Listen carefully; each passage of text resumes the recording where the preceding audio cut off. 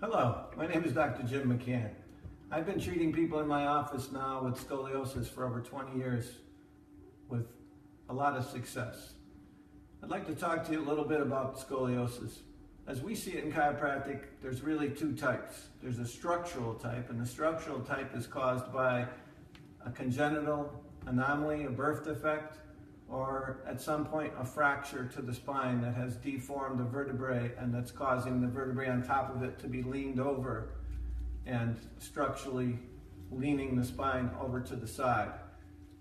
Most scoliosis that we see in the office, in fact the majority of scoliosis that we see are called functional. The structural type is much less common. The functional scoliosis is actually being caused by a subluxation, a damaged, injured joint in the spine that's causing stressing of the nerves and nerve irritation. These nerves innervate the muscles, and that's what makes the muscles fire. These muscles fire hypertonically, or actually they spasm. They're attached to the spine, and that spasming muscle pulls the spine right over into a lateral curvature known as the scoliosis.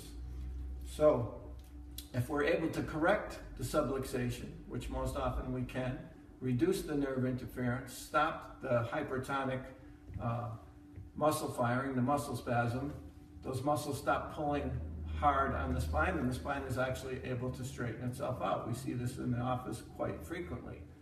The thing about the structural scoliosis, the type caused by a congenital deformity or a fracture at some point, this type of scoliosis most often has a functional component to it.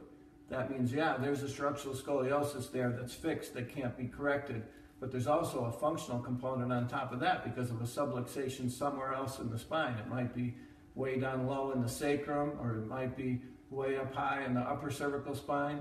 This is causing stress and tension on the nerves and on the spinal cord itself, causing abnormal muscle firing, and then pulling the spine out of alignment even more.